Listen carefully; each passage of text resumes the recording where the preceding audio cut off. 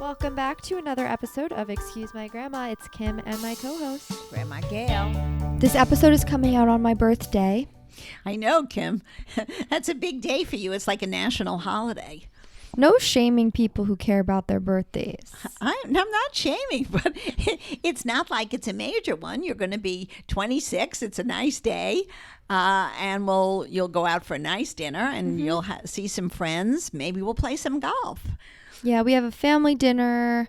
Maybe see a few friends down here if I can. I'm still in Florida, going back and forth to New York, though. Yeah, it should be fun. I'm going to a golf tournament next weekend. I'm not playing in it, obviously. I'm going to watch I don't know why you say that. You're so good.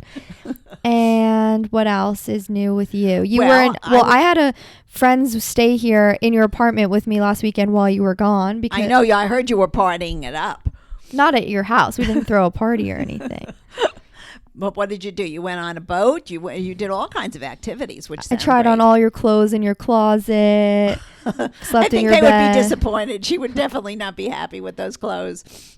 It was a fun weekend. We went to the beach. We went out on a boat to this really fun kind of like Key West type of vibe place. In Manalapan, right? Yeah, area. And my friends from New York were visiting. And I had the best time because I went to New Orleans to visit your brother, and we ate till we dropped. There was so much food there. I mean, I don't know how anybody can live in that city without gaining 200 pounds, but it really is delicious, and the weather was beautiful. And what's your favorite thing you ate? I think the baked Oreo beignets. They were mind-boggling, and the woman said that she wins all kinds of awards for her beignets, which I can honestly understand because they were out of this world. And you said you were recognized? Oh, that was funny. We went for lunch at some cute little coffee shop near the campus of Tulane, and 3 girls came up to me and said, "We're obsessed with your podcast, you and your granddaughter." I said, "Oh, thank you so much." And TikTok. Oh, and TikTok too. Yeah. Of course, that's where they see us. So your grandfather couldn't believe it. It was like, he said, "Did you pay for those girls to come over here?" I said, "No, they came over on their own." So It was really fun. We get recognized quite a bit. Some people always ask me, "Do you guys get recognized?" Oh, yeah. I've had a lot. In New York, in Miami, and I guess now in New Orleans. And it's so exciting. I love when people come up to us. Like, it actually makes my day. So yeah, well, it validates that we're doing something that people are enjoying. They're laughing with us. And so that's good. Yes. Okay, so let's move on to what we're discussing this week. There's so many conversations amongst everyone right now about what is happening in the workplace. What is our work situation? Are we remote? Do we have to go in certain days? Obviously, all because of COVID and the way that the world is going with that right now. And even after this, like, do people want to be in the office 5 days a week? Have we completely changed the way that people work? Yeah, I was going to also say, and it's also how people work together, whether it's more productive to be in an office situation. In many cases, a lot of the people are saying that, it's the only way you can get mentorship really going. And then there's the other side that says they're not going to want to be in that kind of stressful situation anymore, and a lot are going, especially the Gen Z generation is going on their own and working for themselves or doing something completely different than the old-fashioned model for work. That's the thing. It depends, like, if you want to be more entrepreneurial, like, of course, then you can kind of be wherever you need to be. Then there's people who like work with a team and they have to be with their team. In that situation, I see why you would want to be in person. But also a lot of my friends, they have jobs where it's like they kind of interact their teams, but most of the time it's like their head down, like on their computer. And in that case, like, wouldn't they rather be in their own homes? You know what? We're going to talk to an expert, but I sort of think that work needs to be done in a workplace, even if it's not done full time. So today we have on Erica Keswin, who is a workplace strategist. And even before COVID, she's been doing this for a while. She helps figure out the human quality in the workplace, bringing people together to make a more productive space. And she tells us all about how to be basically happy in your professional and personal lives and have a balance. So we have a very interesting conversation with her. And she has a family and has done it herself. She has written several books. She's certainly an authority in the field. So I'm looking forward to hearing from her. So, guys, we are joined by Erica Keswin. She is a workplace strategist. We're going to ask her what that means and what that's all about. She is an author of 2 books. Left to Our Own Devices is her podcast. And we're going to get into it right now. So, Erica, thanks for joining us. Yeah, so great to see you guys.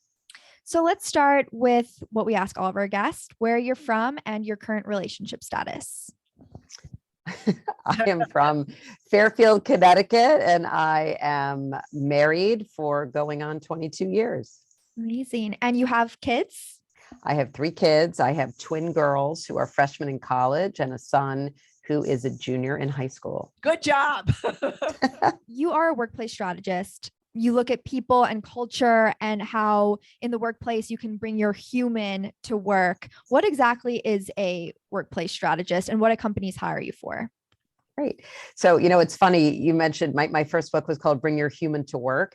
And so many people think I'm talking about my dog. Yeah. I mean, because we all think our dogs are so human and a lot of people are talking about bringing their dogs to work. So as an aside, so a workplace strategist is somebody who helps companies improve their performance through their people. So looking at the kinds of people they should hire, how they should structure the company, what kind of training they should have, how they should pay people, and really helping them to create a strong culture, because when people leave a company, it's really expensive. And so that's what I do. So how did you get started in that? What was your work experience before this? So after I graduated from college, I had never heard, I don't even know if there were workplace strategists back then, graduating from college in 1990, which clearly dates me.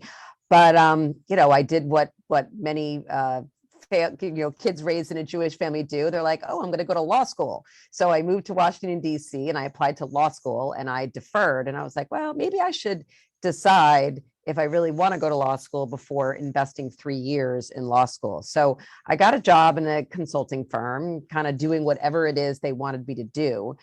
And I found that a lot of the work I was doing was sort of, I felt like it was sitting on a shelf in a binder. Like I would do these studies, but I didn't really feel like they were impacting anybody. And so I started talking to anybody who would talk to me about what they do for a living. And I came across a different kind of consulting, which focuses more on the people side. I'd never heard of it and started to just research it. And when I went back to business school at Northwestern, that was my focus. It was a combination of business and psychology. So I'm like the business psychologist. Now, how does that differ? I'm just curious. You do all the work before somebody gets a job versus somebody who's an HR in a company who hears complaints, or I guess is also a strategist in a way. Are they? Yeah. I mean, I help them. I mean, I do both. And And so I'm not inside the company. I mean, I used to be back in the day, but now they'll call me if they need, ideas about their culture, because sometimes when you're so in it on a day-to-day, you need that outside opinion to say, have you thought about this, or this? You sort of get stuck in your old ways. I'm thinking as you're asking these questions, this isn't in my notes, but you've never worked at a company. I haven't, but I know what an HR is. Yeah. Because I remember when you worked. When you do sort of have a toxic relationship with your manager, I've been there. I know plenty of my friends have been there. It seems to be very common. What can you do? Because I even have a girlfriend going through this now where she's like, I want to leave the company. I hate my job. But if, there was a change of management, she actually does like what she's doing. So yeah, how do you approach Well, that? it's an interesting time to be talking about this right now in the midst of what everyone is calling the Great Resignation, that people are quitting in droves and companies need people. I know you guys are down in Florida right now. I'm in New York City. Everybody from New York City is moving to Florida. These companies need people. And 9 out of 10 people leave their manager. They're not leaving the company. And so if there was ever a time to connect with HR, connect with your boss's boss. Again, there's something in companies, I don't know if you had them in your old job, called an ERG, which is an employee resource group. There could be one for all women. There could be one for people of color. There could be one for millennials. But figuring out different pockets in the organization where you can find someone to have these open and honest conversations, I would bet that, if you're good at your job and your friend, if she is doing her job, they are not going to want to lose her, because the cost to find a new person and retrain them can be up to 300% of somebody's job. And so I don't think a person who's performing really is at risk of being fired. And right now they need you more than you need them. So I would be very open and upfront about looking for opportunities in the company. That's interesting. Yeah. Good advice. Yes, very. For those listening, I would urge you, this is totally cheesy, but I think resonates, which is your goal as a leader is to get the values off the walls and into the halls. Because so many companies, and I'm sure the company where you work, there's a little plaque on the wall. This is who we are, and this is what we stand for. But a lot of times it's total BS. So the idea is, how can you come up with ways to actually live those values and really mean it? Mm-hmm. I love that, because literally my next question was like that poster on the wall of your core values. It's one thing to memorize them. Yeah, like gagging, right? We have people write in all the time saying, "Can I date a coworker? Is that a good idea?" We probably get that question like once a week. We're relationship gurus. We always say no, and kind of to err on the side of caution with that. But I'm curious what your thoughts are. Yeah, certainly you don't want to date your boss. Right. And if you're the boss, right, you don't want to date the underling. Some companies actually have written rules about it. But at the same time, that it is a very logical place to meet someone. Mm-hmm. Right. And so I don't know. To me, it wouldn't be black or white. I think it would be if I really met someone and felt like this is someone that I really saw a future with. I would think long and hard about it, and maybe even see how serious I am, and then either talk to the company, move to a different group, or even say to my significant other or this person I'm dating, you know what, like which one of us, I've had friends do this, which one of us is going to leave because we both can't stay. But because the I don't know, if you break up. Exactly. Well, and then you could, right. And then you very well might break up, but I do know many instances where, I don't know, like meeting somebody at work is a pretty great place to meet someone where you're yourself and you're, versus, I don't know, well, you guys are the dating experts. I never had to do online dating. I met my husband in a more traditional, at a party. But I don't know. I think meeting somebody at work would be great. You'd really just have to figure out the politics and if it's worth it. Yeah. I do feel though, like people have workplace crushes, and like they wouldn't actually be crushes in real life or in any other environment. I don't know if maybe in psychology, if you have a little bit more insight to this, but like, why do people develop crushes on the people they work with? Is it just the amount of time spent together? Yeah, you are with them. You're with them. You're working on projects. They're helping you. And then you go home at the end of the night and they're not seeing your annoying habits, Right. That you're seeing. Like when you go to work, you're presumably bringing, you want to bring your whole self, but you're also bringing your best self or your most professional self. So they're not seeing all the warts. And then you're sort of idealizing, that aspect of that person because they're typically on their best behavior. We often hear about the term, oh, this is my work husband. This is my work wife. Right. But so you get to spend all the time and have the up without going home and figuring out who's going to do the dishes, and put the kids to bed. Hmm. So in your actual relationships, like I'm thinking now, I'm going through this, tons of my friends are, especially in their 20s and early 30s, where this is really the time to grind. Like you're working a ton. And how do you make your love life still a priority when work is so high up on the list? And also from the other perspective, what would you say to a significant other who maybe is feeling a little bit neglected because their partner is so into work all the time? Yeah. So one of the things I always say to people when they're dealing with how to prioritize so many different things in your life. And this could be if you're in your 20s, in your 50s and your 70s, it could be at any age, because we're all, especially as women, right? We're all juggling a million things. The question that I ask myself, and I would love to hear your answers, is, does your calendar reflect your values? Does the calendar reflect your priorities? And that can change over time, but doing that analysis and making that little pie chart and saying, okay, right now, you know what? I need to hit it out of the ballpark at work. Maybe I've had like a couple jobs and I haven't stayed in one place and I really need this one to stick. You may then have to say to yourself, you know what, for the next 6 months, I'm not going to date as much. Or if I do have a significant other, even having that conversation and saying, look, it's not that you're not important, but there's only 24 hours in a day. Or maybe you say to your family, your extended family, you know what, there's only 24 hours in the day. I'm in this relationship and I'm working. Like, something has to take a back seat. And I think you don't want to leave it to chance. You want to be intentional and almost analytical about it and make a proactive decision, on which thing is going to give. They can't work 24/7. And if they are working 24/7, then maybe he shouldn't be with you. He should be in his office. I really think that there's a conflict. There has to be a time when you shut your phone off and you talk to somebody. I don't think it should be. Yeah, but I think that can be maybe when you're sitting at the dinner table, not just like when you're hanging out in the living room. Some people are watching TV. I think you're allowed to answer work emails. It's up to you.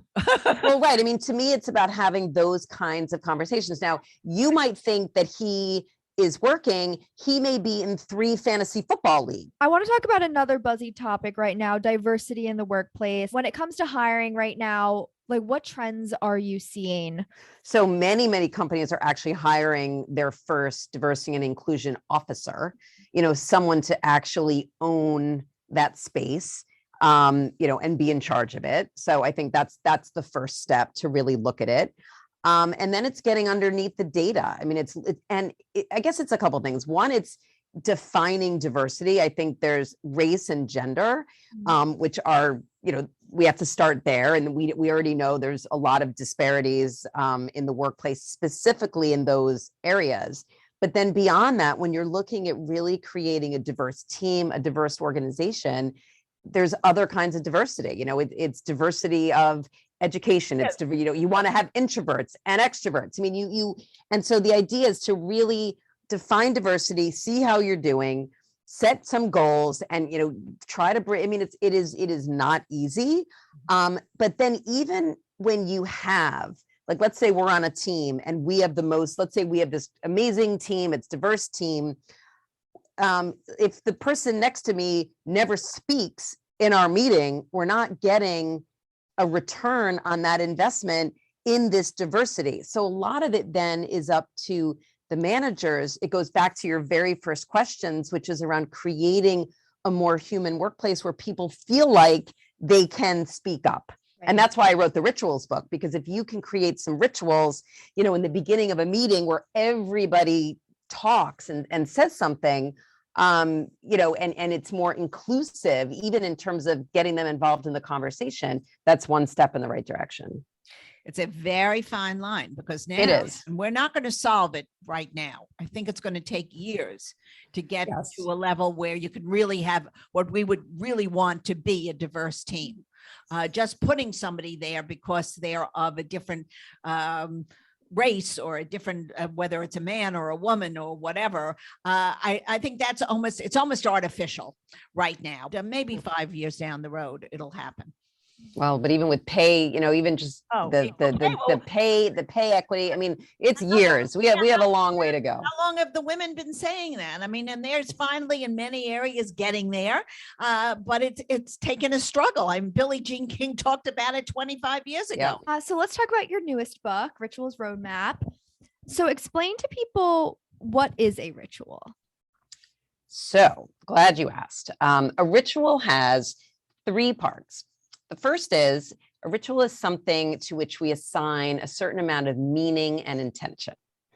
The second part of the definition, is that a ritual, it typically has a regular cadence. So a ritual could be something we do every morning. It could be something we do once a week. It could be something we do once a year with our family, with our team at work. The third part, though, is something I really hadn't considered, which is a ritual is something that goes beyond its practical purpose. So let's say, for those who aren't looking at us right now, I'm actually sitting in my closet. And let's say the lights go out and I light a candle so I can see what I'm doing. That's not a ritual. But if I light a candle every day at 6 o'clock to to really highlight the end of my workday and the beginning of my time at home with my husband, my kids, that's a ritual. I'm not lighting that candle at 6 o'clock so I can see something, see my letter that I'm writing. It's because there's meaning and intention around it. So that is my working definition. Mm-hmm. So what are the benefits of having rituals, both in the workplace and maybe in your personal life as well? So what rituals give us is what I call the 3 Ps of rituals. I took all the science and the data and created this equation called the 3 Ps. The first is rituals give us a sense of psychological safety and that feeling of belonging. Mm-hmm. The second P is that rituals give us an opportunity to connect to purpose. And when you add those two together, you get the third P, which is increased performance. Now, I'll say what I mean by that, both for us in our personal lives and also at work. So in our personal lives, when we have rituals, when we feel that sense of connection to others or to ourselves, our oxytocin, that feel-good hormone inside of us, goes up. And our cortisol, which is our stress, actually goes down. And so there is a physiological response that you feel in your body. I don't know if you've been on a girls' trip or I was just out right before this podcast out with a bunch of friends for a birthday lunch. And there's just this group of us, 5 of us, we always rotate and take each other out. And there's just this feeling of connection and you feel like you're almost on this high. From a business perspective, when you feel that at work, when you feel that sense of bringing your whole self and that sense of belonging, collaboration goes up by 46% and productivity goes up by up to 50%. So the numbers are real. And that's the benefit of trying to think about ways to help people feel really connected at work. Mm-hmm. Grandma, do you think you have any rituals in your life? Well, I guess I don't know if I have any rituals. I really used when I had a family, there was a ritual. I would have, I knew I had to get up in the morning, make breakfast. That was a ritual for the children and for my husband. I knew that the ritual during the evening was that dinner would be served. There were rituals, and and then there was a time when the kids would go to bed, and then your grandfather and I would sit down, and we would either talk about our days and these are all rituals. They were all stages of the day that we did to complete, to make it something meaningful. Mm-hmm. Right. Well, now you wake up and you read the paper and have your coffee every day. Like, would that be considered a ritual, or is that more just like habit? I think that's a habit. And well, that's a really interesting question. So, it could be a ritual or it might not be a ritual. So let me tell you what I mean by that. So I'm a big coffee drinker. Every day I go to Starbucks, wherever I am in the world, if there's one nearby, and I get my coffee. And I've been doing it for many, many years. And one day, a bunch of years ago, I sat down, I was in the Starbucks, pre-pandemic, and I had my to-do list and I'm checking on, I like to make my list by hand and check off my little boxes and feel productive. And I looked down and my coffee was gone. I drank the whole thing and I didn't even taste it. Like I didn't even remember. And I was so bummed because I look forward to that cup of coffee literally before I go to bed.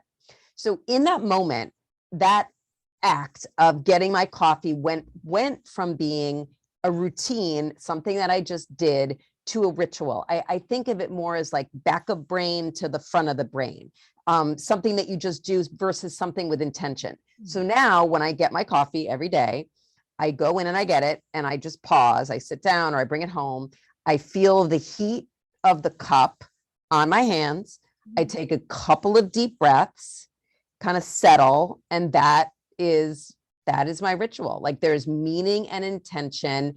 And I think it's an awareness, like it makes you aware of what's going on. So reading the paper, getting your coffee and reading the paper may be a routine, or now after this conversation, who knows, every day that you do it now, you're going to sit there, maybe you'll take a deep breath and settle in for your day. And that could become a ritual. Well, So you would have to start. It's because you put oatmeal in the bowl with hot water. That's a ritual. no, but You I really already have think of mine rituals. as a ritual You have because rituals. like I watch reality TV and eat my oatmeal and drink my coffee. And to me, I know it's the time of day that like no one can bother me. Right. Like 'cause Yes. the rest of the That's your day, like I'll ritual. look at my phone, I'll do texts and emails and like I'll, interact with people. But this is the one time like I will not interact with anybody except for like the Real Housewives of New York. And I'll be Well, happy. but I love that. And how do you know if something is a ritual? You would miss it like crazy if you missed it for a day. So, there's a day here and there when, for whatever reason, you couldn't do it, but you would feel a loss that settles you. And that's how you begin the day and you look forward to it. And the other way to think about it is, what do you do in your life that makes you feel most like you? And it might just be in those few moments in the morning.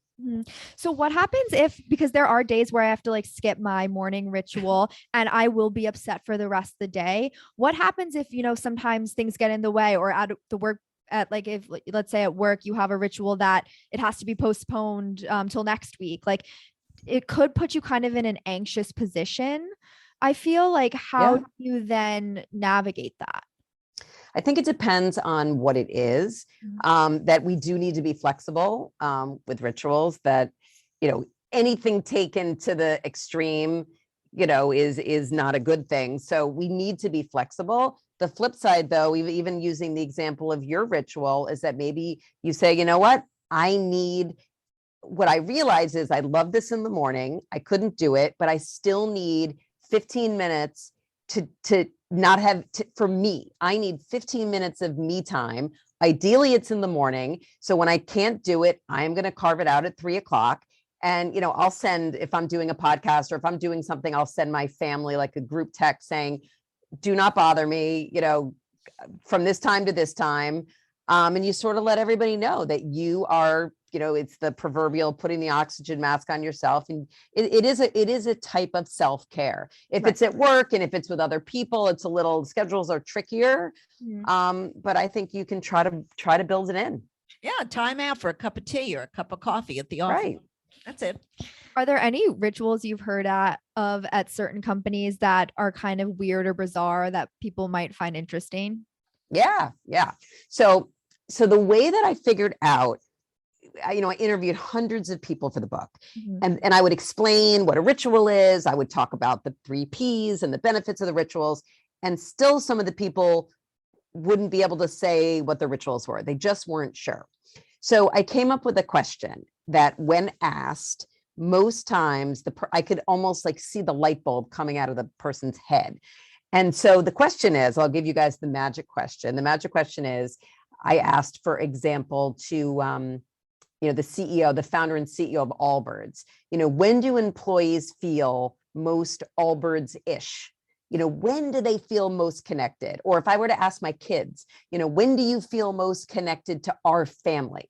And the answer to that oftentimes leads you to the ritual. So when I asked this at Allbirds, I got the coolest answer, which was, oh, we have something called 40 at 4. And I was like, okay, well, what is 40 at 4? And they said that every day at 4:00, they stop and do 40 push-ups. And what's really cool about it is that, rituals can come from anywhere, top down, bottom up, or the inside out. And in this case, a random employee went to the doctor one day and was feeling kind of under the weather. And he came back to the office and he said, you know what? I'm going to get in shape. I'm going to set a goal for myself and I'm going to do a gazillion push-ups between now and the end of the year. And he took that number and he divided it by the number of days left in the year. And the number came out to be 40. So if he did 40 push-ups every day between then and the end of the year, he'd hit his goal. And so because he was in the office all the time, he started doing them at work. The guy across the hall joined, the woman joined, in the next cubicle. And next thing they know, everybody's doing these push-ups. And the last chapter in the book is all about rituals during turbulent times. And I was able to chat with them during the pandemic to say, oh my gosh, like this is such a big part of your culture. What are you doing at 4:00? And they said they still did it they would rotate who did it online, and they would videotape the people, and it was really funny. So that was one of my favorite rituals. That's amazing. That's great. That's why everyone's buying their shoes. That's why everyone Yeah. Exactly. They're very smart. Yeah. So speaking of being remote during this time, and I know companies are kind of doing that again, or have been this entire time, how can people really maintain their workplace culture during this? I know that's an example, but let's say there aren't really rituals like that at their company. What do you do in that situation? What would you suggest?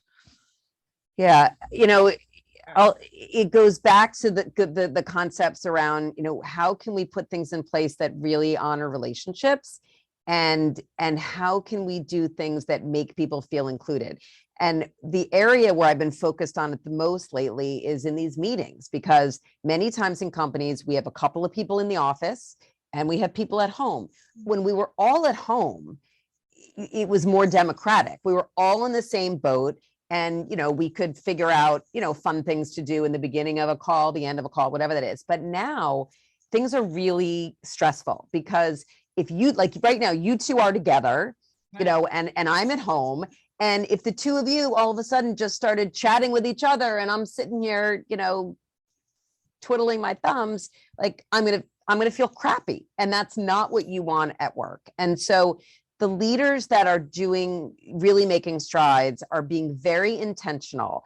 For example, they'll say, okay, everybody, we're all going to come on, and they have rules of the road, like cameras on or cameras off. I don't think cameras should always be on, because people are so burned out, but at least once a week, we need to remember that there's an actual human behind the camera. Number two, let's say half are in the office, half are at home, and they're asking people to weigh in on things. They'll say, okay, let's hear from somebody at home. And then they alternate. Okay, now somebody in the office. Again, very orchestrated and not leaving it to chance. The last thing I would say, and this is a huge one for people listening, if you're dealing with a hybrid situation and you're all on a call, having a meeting, and the meeting ends, make sure it really ends. Because the worst thing, and people feel so crappy, is if the three of us are on this call and I log off because I'm remote, and then the meeting goes on with the people that are in the room. And then the next time we all meet, I can tell that decisions were made. And you weren't a part. It's bad for business. People are going to feel badly, and it's going to lead to turnover. And so, those are just off the top of my head, a couple of ideas, but really, again, thinking about these decisions through the lens of all of the different relationships at work. So interesting. She's great. She's great. I love her. I know. So brilliant. I feel like we're learning a lot. So to end out the episode here, we ask all of our guests what their relationship was with their grandma. I know you had a Grandma Gail as well. What was your relationship with her? So funny. I know. Well, it was funny when we all got connected and you sent me the note. I put it in our family group chat, and my kids were like, they almost read it wrong. They're like, wait, why are you going to be on a podcast with Grandma Gail? My mom actually passed away like a month into COVID. So it was even more exciting to meet my new Grandma Gail. Okay. I'm grandma to the whole world then. Yes, you're going to be my new Grandma Gail. And when my kids come down to Florida in a couple of weeks, you have to meet them too. That's great. And so, so my mom, it was a very special woman. When I went to college, my parents got divorced when I was 10. And when my sister and I went to college, she adopted two kids who were 2 and 3, who are now in their mid-30s and have their own kids. So we have a very interesting and blended modern family. But she, wanted to do, we had foster kids, just wanted to do good in the world, and took these 2 kids in when sadly, their family couldn't. And that's what she dedicated her life to. What did she think of your husband when you first met? I don't know if did she ever give me, I don't know if she really gave me advice on my love life per se, but because I didn't meet my husband till I turned 30. So I feel like by the time I turned 30, I was like, okay, I kind of know myself, and I didn't necessarily need the advice. But I do remember my husband's from Minnesota. He talks very quickly. So they're all like, wow, hope we can understand this guy because he talks really fast. And they were like, and he's blonde. And like, are you sure he's Jewish? I'm like, yes, he's Jewish and he's blonde and he's from Minnesota. Sounds like something you would say pretty much. Well, get all the questions out there before it's too late. Exactly. So with all of our guests, we play a quick game to end the episode. Grandma Gail's old-fashioned dating quiz. She hates it. I hate it. But she was like, Erica is too smart to play this game. I was like, Grandma, we play this with everyone. We're playing it. Oh no, this is a lot of pressure. I know. No, it's only a few things. And basically, with your answers, we deem whether you are more of a modern dater, hypothetically, or an old-fashioned dater. Okay. So just, like, depending on your values. So number one would be with somebody that you're in a relationship with, would you prefer to get a call or a text from them? Call. Okay. Would you sleep with someone on the first date? I might, but probably not. Okay. Dating apps or setups? Well, it's funny. I've set up 3 marriages, which means I'm already going to heaven, as we know. So I've checked that box. So I am very much, look, I'm a serial connector. I'm a, dot connector. So I'm into the setups. I'm into getting to know the person and making that very personal. You need to meet so-and-so, and this is why. Mm-hmm. Would you move in together with the person before getting engaged or wait until after? Or you're married? I would move in, and I did, but I didn't get rid of my apartment because I was like, it's rent subsidized and I'm not going to be stupid. I love it. Okay, last one. Should one person pay for the date or for dinner every time, or is it good to alternate? I don't know if you need to alternate, but I think it's, let's say we're in a traditional, stereotypical relationship, and the guy is paying, I'd say maybe once every, I don't think you need to go one, back and forth, but maybe once every 4th time, it's nice to pick up the check. Mm-hmm. Okay, so she's traditional. 3 out of 5. She gets so excited because she's traditional and I'm modern, but you are more, a little bit split, but more of a traditional dater, Erica. Yay. And she's not dating, so it doesn't matter. Not dating. So how can people follow you and get your book? Sure. So my website is ericakeswin.com, and it's just my name on Instagram. And I'm always trying to get more followers than my 3 teenagers. So follow me on Instagram. And, the link to the books are on there, and would love to hear from people. And, if there's anybody, I'm happy to also, for your followers, when this gets published, if you heard something that you really enjoyed today, tag me, tag the 2 of you, and I'm happy to give away a few books. Oh, amazing. That Thank sounds you great. so much. Okay, hope you guys enjoyed the episode with Erica. Our 50s movie of the week does have to do, of course, with the workplace. Desk Set. It's a 1957 rom-com. Grandma, you just rewatched it, right? Oh, it was so great. Spencer Tracy and Katharine Hepburn. I mean, it was the birth of the computer and how disruptive it was to just the normal kind of office life that was prior to the computer coming on the scene. We've definitely come a long way. Now we're like have, in the metaverse. but it was terrific. The love affair between them, and the movie itself is just a treat. So everybody should just watch it. Okay, another great episode of Excuse My Grandma. Please subscribe and leave us a review if you haven't yet. Tell your friends about us. Follow us on Instagram and TikTok. Even if I know you guys love our TikTok videos, but pressing follow would actually help us a lot. And we will see you next week.